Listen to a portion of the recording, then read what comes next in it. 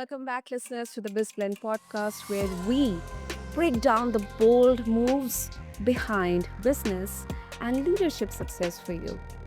I'm your host, Sana, and today's guest, listeners, is someone who dared to walk away from the comfort of corporate America after 30 years to rediscover herself and help others do the same, something which I absolutely connect with. So, listeners, meet Kristen Chimack. She's the founder of Down to Earth Insights LLC.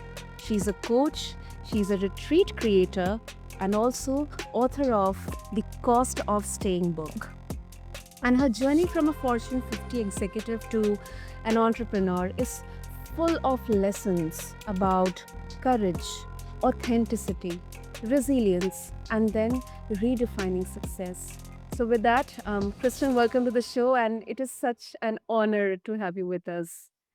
Thank you so much. I am so excited to be here and to get the opportunity to talk to you and your listeners and also learn from your insights. Absolutely. So let's start with that. So let's talk about your journey, Kristen. I think in the recent 4 or 5 years, especially after pandemic, um, we have seen so much shift in the way we perceive ourselves, our life, success, our external accomplishments and validations. I mean, there has been a pivotal shift in the way we think and look at things. So with that, I have had a huge transformation. I have, I left my 10 years of corporate experience, and then somehow got into podcasting and I'm just going along with this because I feel aligned and I feel that joy and fulfillment while doing this. It may not be as very flashy or very glorified probably to others, but personally for me it has been such an enlightening and fulfilling transformation. So, uh, with your journey, Kristen, 30 years in corporate America, what was that tipping point that made you decide I can't do this anymore, or probably I should look for something different? Probably this is not giving me that joy. And- Yeah, absolutely. The interesting thing is I don't know if there was one tipping point other than there was this constant feeling that there has to be more. And is Mhm. this, all I was meant to do? And I found myself showing up to work, and there were moments throughout my day where I would think, I I hear what I'm saying, like, I hear what I'm saying to these groups of people that I'm talking to, but I don't believe it anymore. And so, it was like those I call them in my book, I talk a lot about listening to the whispers. And so I would hear sort of those whispers throughout the day around there has to be more or how many days until I'll be able to retire. And that would just continue to build over the course of a few years to the point where I couldn't ignore them anymore. And that's where then I started to really think about what could be next and what happens if I leave before, that magical retirement date that I was targeting. And how do you even think about leaving, a career of 30 years where, I'd started as a part-time payment clerk, entry level position and moved my way up to the executive roles. And I'd really just sort of felt like you work so hard to become that executive role so you can impact and change the culture of the organization, and then I got to a place where I thought, "I'm not gonna be able to change it. This is a big company, there's a lot of history," and, that's when I started to realize, "You know what? I've become authentically who they want me to be instead of who I was authentically," and that's where I think I started to really feel the urge, like, I have to do something different because when I'm here, in this building or doing this role, I'm just not being myself.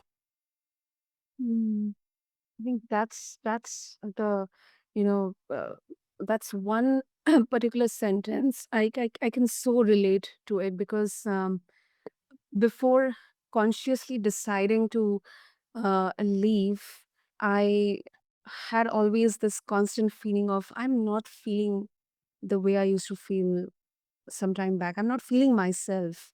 I am not feeling like even waking up or working, or maybe I'm not feeling that connection when I am talking to a client, or trying to understand what I'm here, why am I here working, what exactly I'm trying to achieve.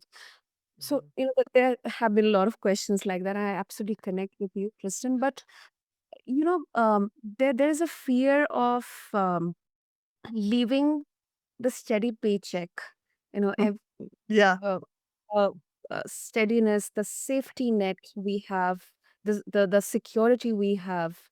So I think a lot of listeners, they feel stuck because of this fear. So how did you navigate? I mean, if you felt that fear, how did you navigate through that in real time, considering the practical implications, or maybe the dynamics of this transition? Yeah, I mean, that paycheck is a powerful thing. I often say, I stayed as long as I did because I was addicted to that paycheck and the bonuses and the benefits and everything that came with the role. And it is scary to think about walking away and not having that security because, right, your whole life is built around that. And so, one of the things that I know I did and I coach my clients to do is really start with self awareness, because sometimes you don't have to walk away. You can make changes throughout your day to day or put boundaries around it so that you can show up more authentically and you can get back to feeling comfortable there, right? And so I often tell my clients, and this is what I did as well, is, start kind of with self-awareness and, you can do it really easily by just, whether it's your app in your phone, your notes app, or writing on a piece of paper, just throughout the day answering the questions that I always like to throw out are like, what's bugging me? Like, why am I feeling this way today or in this moment? And then where am I making excuses? Um, and then the big one is, what would I do if I wasn't afraid? And when you answer those questions, to really notice, like, where do you feel that in your body? So that kind of gets to the next piece of recognizing, like, those physical signs that your body's giving you. I often say the body knows before our minds do when we need to make change or when something's really off. So, where are you feeling tense? When does your jaw clench throughout the day? Is it every time you talk to your boss? Is it when you're with your team? Is it, on the drive in? Where are those conversations that you're holding your breath? And when you start to notice those changes, it will start to give you clues around an insight into what maybe needs to change for you to start to get back in touch with, yourself and the joy of work. Because if you notice all those things when it's with your boss, then can you stay with the same organization but maybe move to a new area? If it's with a particular teammate, is there something you can do to have conversations with that teammate to resolve it? In my case, I just felt it from the morning I got there to the morning I left. And that was a pretty big indication for me that, something wasn't right. And then I needed to dive deeper. And that's where I really started to look at my core values. So I did a lot of work around what are my top, 3 to 5 core values? What do they mean to me? So not just, one of my core values is family, but really defining what does that mean? And once I did that with my top 5 core values, it was really clear to me why I was struggling so much at work, right? So one of my values is transparency. When I looked and kind of after I defined that and then I looked at every day at work, I didn't feel like I was being transparent, right? I was standing up on stages telling people, you know, what a great organization it was and how much I loved coming to work. And if you we spend so much time at work, you need to be happy while you're here. And if you're not, you need to look doing something else. So all of a sudden I found I was saying all of those things, but yet I personally wasn't happy. And I wasn't looking to do something else. So there was a bit of transparency that was just in constant conflict with my values. Courage is another one of my core values, and I found myself in meetings just disengaging and not saying what I was thinking because, I knew it was against the grain of the organization. And so, all of those things started to become really clear when I did a lot of what I would call self-reflection, grounding myself in who I really am and what's really important to me and looking for where I was out of alignment. And then once you have that, you can start to work through, does it mean I have to leave? Or are there things I can do and change to stay within the environment? And, still be happy, be successful, feel fulfilled, and all of those things. Mm.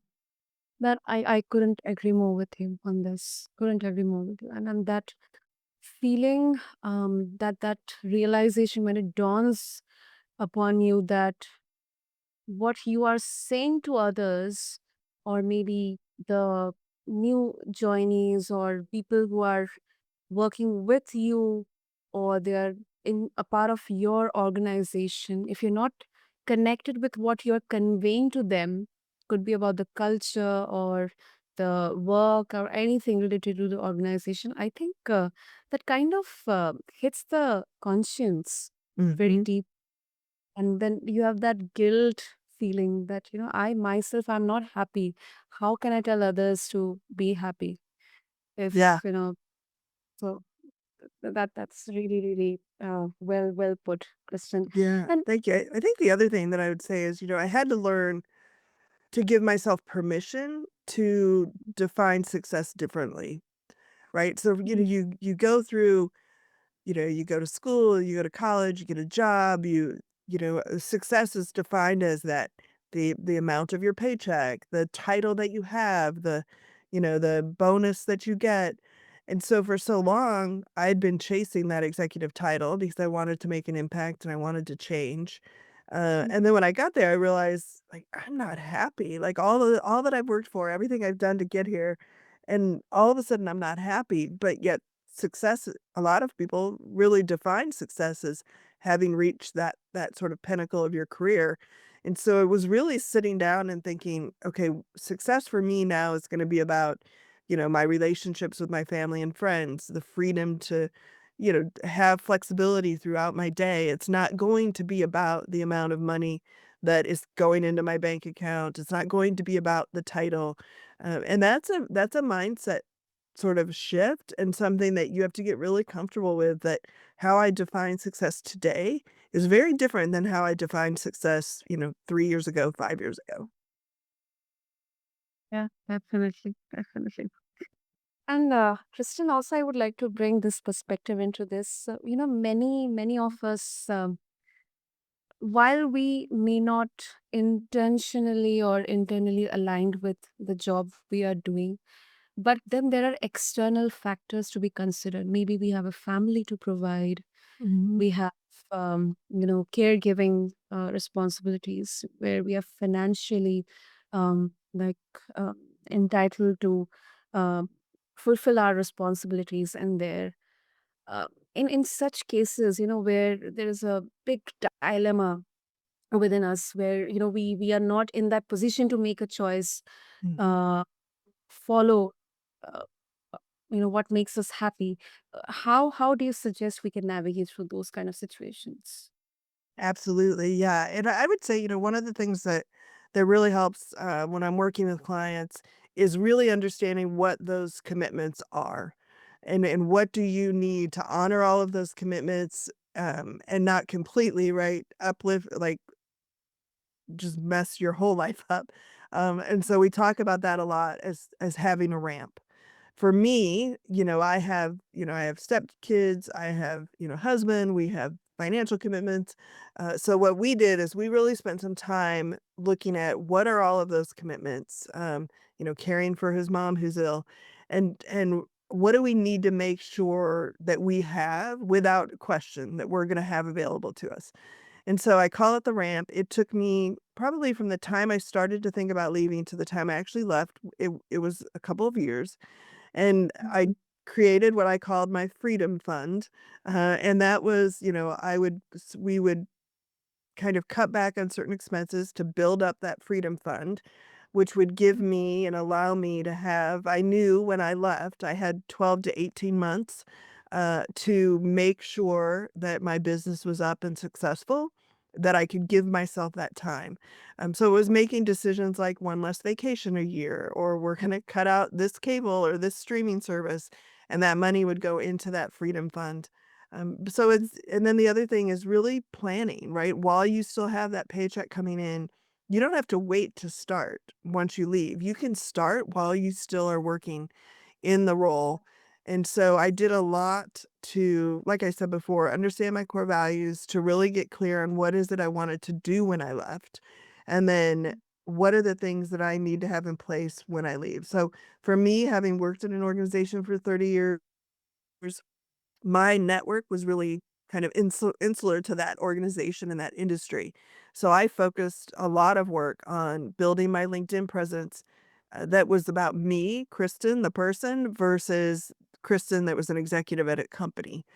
So I spent a lot of time kind of rebranding my LinkedIn profile, showing up as myself as a thought leader, and then also building my network with, others that were in the kind of industry or in coaching that had done this journey before, and spending time networking with them. How did you start your coaching business?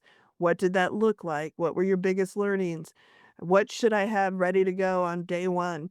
And I spent, a year or two really building my network full of coaches or successful women entrepreneurs or business entrepreneurs, just to learn, so that when I did finally kind of say, okay, I can't do this anymore, that came a little bit earlier than I anticipated, but I was ready and I had the Freedom Fund kind of built up, just through changes that I'd made. I had, of course, cashed out some of my PTO when I left that went into that Freedom Fund. And then, I had a network of people that I had built up outside of who I was as an executive for a large company.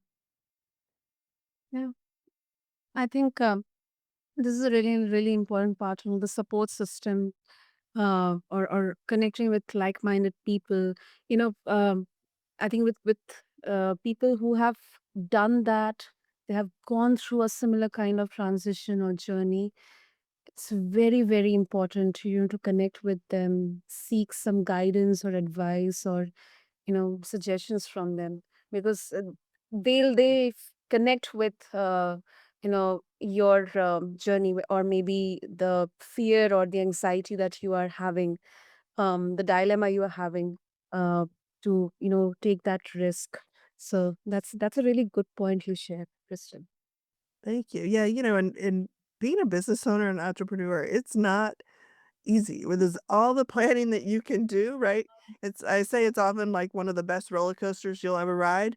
On Monday morning, you could feel on top of the world. By Monday at 10, you could feel like this is never gonna work, and then by noon again, you've got a new client. So it's not for the faint of heart, and having people around you and building your network with people who have been there, have done it, and you can call on the phone and say, "Oh my gosh, I just lost my best client, and I don't know why even."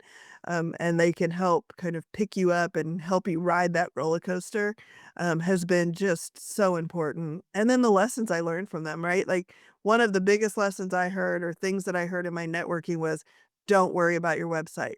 People spend so much time worrying about a website. You just need to start, get some clients, build your business, then get a website. So there were little things like that that I picked up along the way that, I never would have thought of. I would have thought I needed to spend time building this website. And I often tell people that, they'll start and they'll spend months building this perfect website, and then worry about clients. It's like reverse that. So I learned a lot of just valuable, helpful things that saved me a lot of work. Okay, okay. So, Kristen, for our listeners, especially those who may be completely new to this, concept or approach itself, or this, transition, that yes, it is possible. It may be difficult, but yes, it is possible. Let's first try to understand, what kind of misconceptions there are, because so many times we have heard this: follow your passion, entrepreneurship will give you that control over everything, but it is easier said than done. So what's one, or maybe more than one, misconception people have about entrepreneurship, especially after a corporate life? Oh, that's a great question. I think the one that I would say is when you're in corporate and you're looking out at entrepreneurs, you're thinking, oh my gosh, they have so much freedom and so much flexibility, and they're just living the life. I would say we do have flexibility. We definitely have freedom, but we also have where most of us start as solopreneurs. So there's just us doing every aspect of the business all the time. And so, you can't just like today decide to go on a week-long vacation and not check your email, which I think sometimes when you're in corporate America, you kind of visualize it that way. It's a lot of work. It's hard. And when you are beginning and you're a solopreneur, there's no one there to cover for you when you're on vacation or you wanna take an afternoon off. And so, I often tell people there is flexibility and, you're in control of the policies and the procedures within your company, or if I work, 8 hours a day or I break it up throughout the day. But there's a lot of times where the workload and the lift, especially in the beginning, can feel a lot heavier. And that's where I think making sure that whatever you're doing and whatever business you're building, it is in your kind of passion, place, because that's what makes it easier, and makes it worth it when you're kind of working in alignment with your values and with something that you love. It doesn't make sometimes those long hours and that interrupted vacation, feel so bad. Mhm, I agree. In building down to earth insights, Christian, you help others redefine success. So, how exactly do you define success now compared to how you would have defined it earlier in your career? Oh, it's changed so much, and I would say, everyone I work with, when we work, get to the point of defining success for them, it's so different for each of us. For me Mhm. personally, I used to define success as the title that I had, the amount of money that was coming into my bank account, the physical things that I owned, right? Your house, your cars, all that, all those things, the ability to take these amazing vacations, all the sort of physical, external things that people can see about you. And now how I define success is, did I make, all my nephew's baseball games? Am I present throughout the day with my husband? Do I have the freedom to, if I want to, go take a walk in the middle of the day, I can do that. Have I helped, X number of people throughout the month achieve their goals, whether it's a promotion or leaving corporate America or moving jobs within corporate? And then, I was crazy enough to start a second business. So have I been able to help in that business people place their events in hotels all over the world, which feeds my passion of travel. So, it's very much now about more of the internal things, right? How have I served others? Have I shown up for my friends and family? Have I made it to the events or activities of people that are important to me? Those types of things.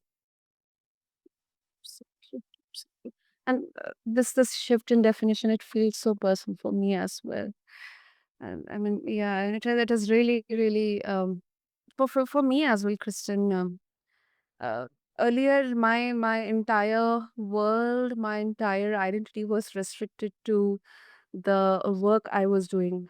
I thought, okay, if somebody asks me who am I, or if I want to introduce myself to someone, I'll just say, okay, I'm so and so, working at so and so company. I do this. These are my achievements. Yes, I'm feeling very valued. But Yeah.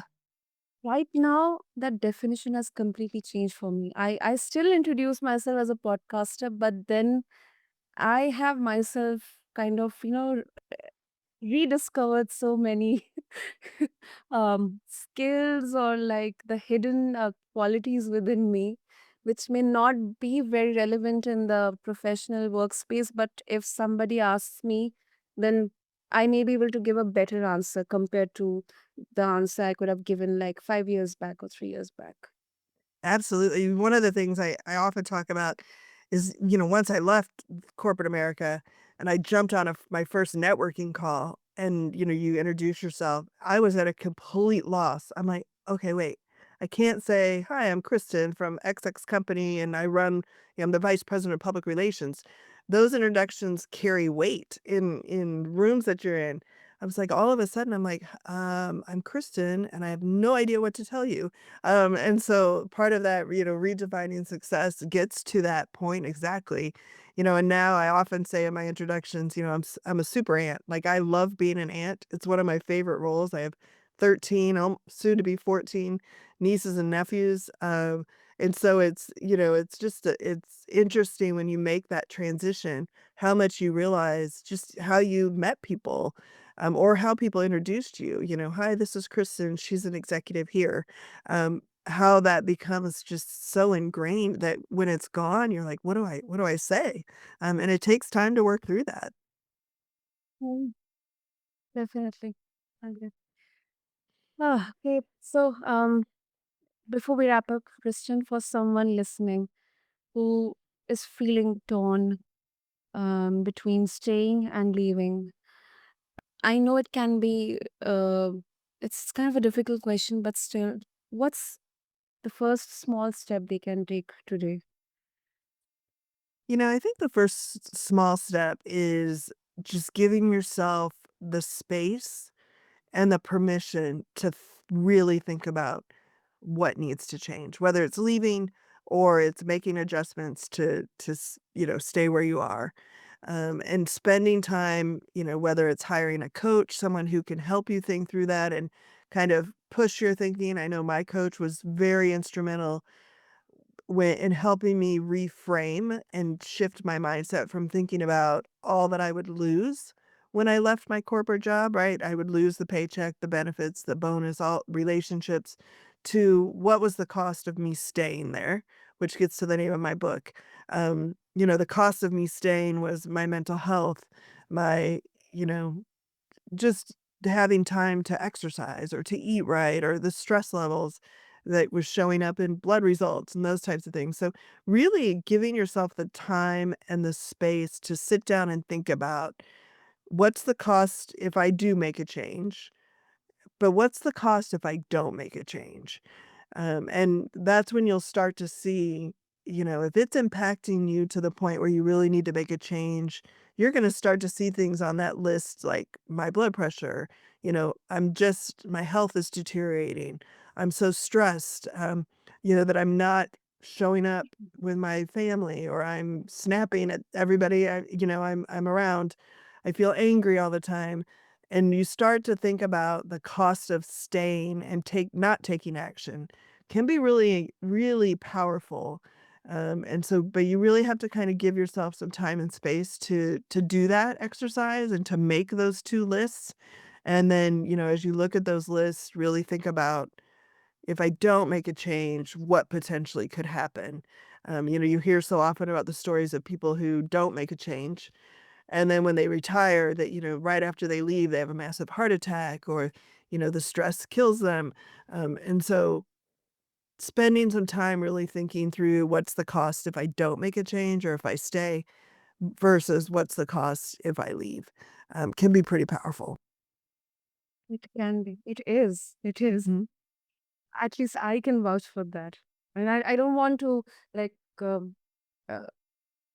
single-handedly give a very direct opinion on this, but with my personal experiences, I can say that it's really, really empowering. It can be materialistically, um, maybe a bit not towards the attractive side, but holistically, soulfully, it is really empowering.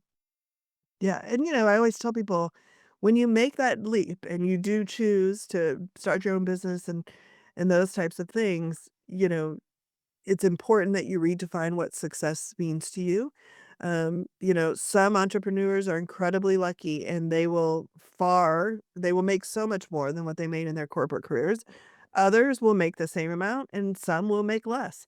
But when you move into that, making sure that you have thought through it all and that regardless of where you end in that spectrum, that you've defined success in a way that is meaningful to you, and that it may not matter, right? If you're making millions of dollars a year, which is it would be nice, but it may not be one of your measures of success, so to speak.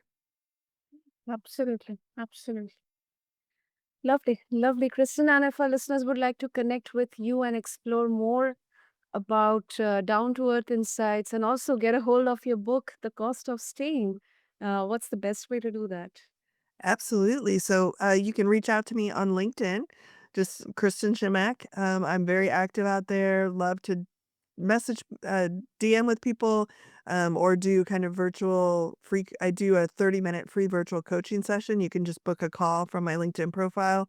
You can check out my website at www.kristenchimack.com and learn all about my coaching businesses, my coaching packages. I have a few freebies out there you can download. And those are probably the 2 main places you can contact me. My book is available on Amazon, and it's just The Cost of Staying. You can search that and, my name, and it'll pop right up for you. Beautiful. I'll make sure to have all the links in the show notes, Kristen. And thank you. Thank you so much for sharing your journey with such honesty, vulnerability, and it has been such an empowering conversation. And thank you so much, Kristen. I personally felt so relieved, so empowered having this conversation with you today. I'm so glad, and thank you so much for having me. I really enjoyed it. Lovely. And to all of our listeners, thank you so much for tuning to this episode of This Blend. And before closing this conversation, I would like to say that sometimes the biggest risk isn't leaving, it is staying, listeners. So until next time, keep blending business, boldness with balance.